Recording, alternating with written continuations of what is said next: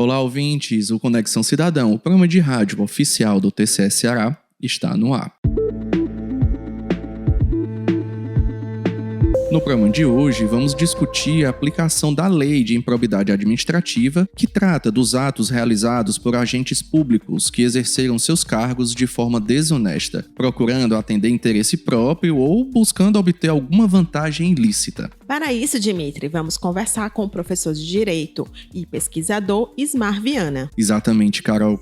Ismar Viana, que também é auditor de controle externo do Tribunal de Contas do Estado de Sergipe, é um dos organizadores do livro Improbidade Administrativa e Tribunais de Contas, as inovações da Lei nº 14.230/2021. O outro organizador é Fabrício Mota, que é conselheiro do Tribunal de Contas dos municípios do estado de Goiás. O livro é composto por vários artigos, dos coordenadores da publicação e de autores convidados, formado por advogados, pesquisadores, membros e auditores de controle externo de tribunais de contas, e que envolvem a aplicação da Lei de Improbidade Administrativa no controle da gestão pública brasileira, com ênfase no papel exercido pelas Cortes de Contas. O livro foi lançado pela editora Fórum, sendo divulgado no Encontro Nacional dos Tribunais de Contas, realizado na cidade do Rio de Janeiro, e também durante a programação do Congresso Nacional dos Auditores de Controle Externo, o CONACON, realizado em Fortaleza no mês de novembro. A Lei de Improbidade Administrativa surgiu há 30 anos, procurando punir agentes públicos que utilizam dos seus cargos para obter algum tipo de vantagem, como eu falei anteriormente. Essa norma prevê uma série de punições, como suspensão dos direitos políticos,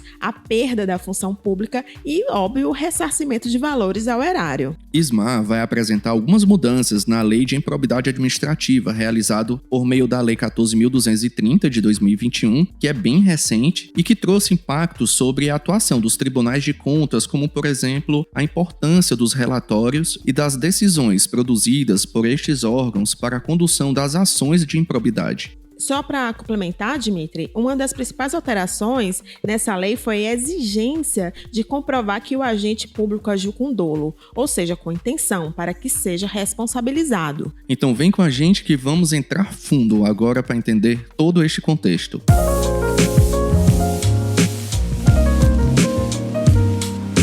Olá, Ismar, que alegria recebê-lo mais uma vez no Conexão Cidadão. Qual a proposta da sua mais recente publicação sobre improbidade administrativa e qual a relevância desse tema, especialmente com relação à atuação dos tribunais de contas? Quero dizer que eu me sinto bastante agradecido pelo convite para estar aqui mais uma vez. Os impactos da improbidade, da lei de improbidade administrativa na atuação dos tribunais de contas, eles têm sido assim mais diretamente focados em dois pontos específicos, embora nós tenhamos diversos outros pontos relevantes nas mudanças operadas pela Lei 14.230, mas eu diria que o próprio acordo de não persecução civil, ele gerou um impacto diretamente na atuação nossa. Por quê? Porque a apuração do valor do dano a ser ressarcido, certo, a título de concretização do próprio acordo, isso aí passou a ser feito agora pelos tribunais de contas, certo? Embora os tribunais eles não sejam, na verdade, partícipes do acordo, coube assim, aos tribunais essa quantificação do valor do dano. Então, eu diria que um ponto central seria os tribunais de contas regulamentarem a forma como essa quantificação será feita, dado que nós não temos no Brasil, por exemplo, uma lei processual nacional de controle externo e temos autonomia federativa. Então, assim, cada tribunal e o próprio poder regulamentar de cada tribunal de contas. Então, o desafio nosso vai ser fazer com que o próprio acordo ele não venha a sofrer qualquer solução de continuidade em razão da demora do tribunal em garantir essa entrega, essa quantificação do dano. Eu acho importante informar, Carol, aqui para todos os nossos ouvintes, que em julho deste ano, o Tribunal de Contas do Estado do Ceará, na Resolução Administrativa número 12 deste ano, que dispõe sobre a participação técnica da Corte de Contas cearenses no acordo de não persecução civil, citada por Ismar. Bem lembrado, Dimitri. O Acordo de Não Persecução Civil, o ANPC, é um acordo celebrado pelo Ministério Público com o investigado ou demandado, que tem a finalidade de evitar o início ou prosseguimento de uma ação civil pública por ato de improbidade administrativa, desde cumpridas algumas condições. Aproveitando a deixa, Isma, qual seria o outro ponto a ser considerado da atuação dos tribunais de contas relacionada a esta lei? Outro ponto que eu tenho considerado extremamente relevante é quanto aos reflexos das instruções processuais e dos julgamentos nos tribunais de contas na seara da improbidade, certo? Eu ouso dizer que esse é o ponto mais importante, que nós temos no Brasil discussões sobre a independência entre as instâncias, mas que caminhamos para uma necessidade de concertação controladora, até para garantir uma segurança jurídica. Por quê? Porque nós temos um sistema constitucional de controle da administração pública, um sistema de defesa da probidade, certo? Então, nós temos o Ministério Público, tribunais de contas. Então, assim, como é que fica o gestor nesse ambiente em que vários órgãos valoram os mesmos atos e mesmos fatos? Então, quis o legislador garantir uma comunicabilidade entre as instâncias, até para alcançar essa segurança jurídica, que é princípio constitucional no nosso país e em qualquer país civilizado, que precisa partir do pressuposto de que o controle tem que ser pautado em regras claras. Então, na lei de improbidade, esse é o artigo 21, parágrafo 2º, especificamente, o texto normativo é explícito, que as provas produzidas e as correspondentes decisões deverão ser consideradas pelo juiz na aplicação da sanção. Então, precisaremos, doravante, de instruções processuais ainda mais qualificadas, porque o nosso produto ele não vai ser tão somente para dentro, ele vai produzir reflexos para outro sistema de responsabilização e, a depender do nível de qualidade ou não dessa instrução, eu posso, eu diria que até tumultuar, inviabilizar outro sistema de responsabilização, que é o da improbidade administrativa. Então, a gente tem essa interação intersistêmica que surge no plano normativo. Vamos voltar agora a falar do livro. Como foi essa construção? O livro, ele surge, certo, após a publicação.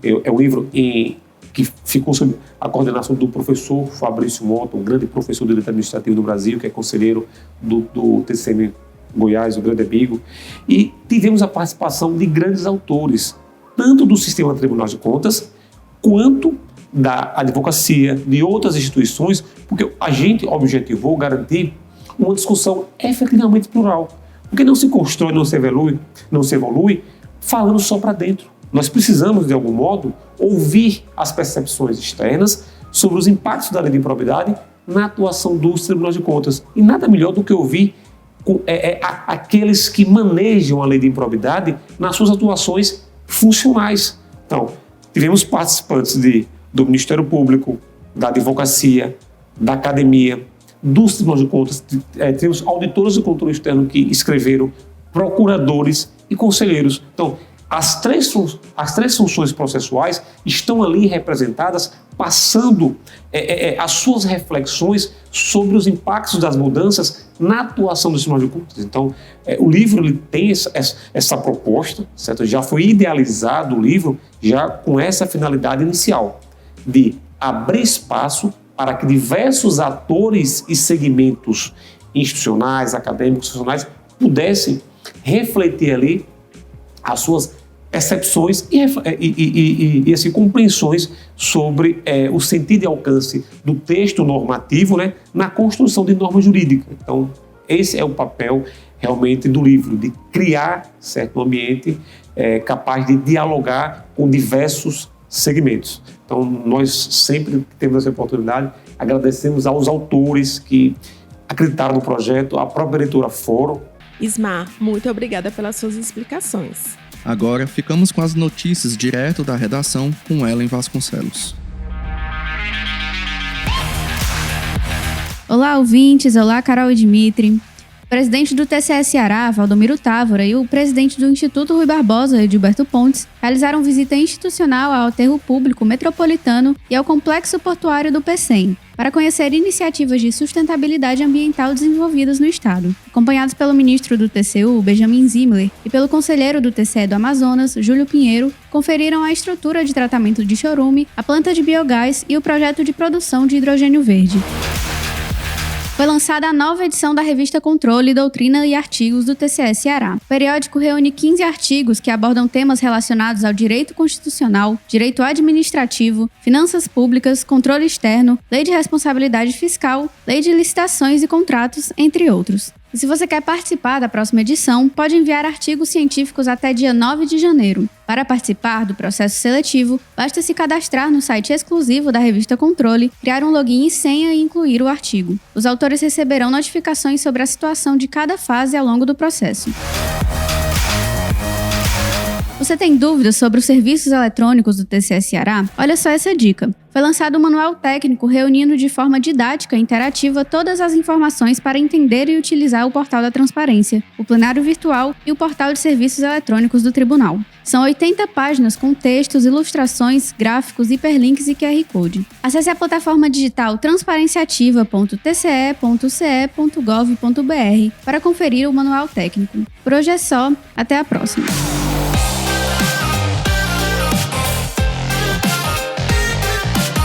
Ficamos por aqui, pessoal. Espero que tenham gostado do programa de hoje. Dúvida ou alguma sugestão de tema, mande um e-mail pra gente. Anota aí, nosso e-mail é comunicação@tce.gov.br. Essa foi mais uma edição do Conexão Cidadão, programa de rádio oficial do TCE Ceará. A produção é da Assessoria de Comunicação. Até o próximo programa. Até!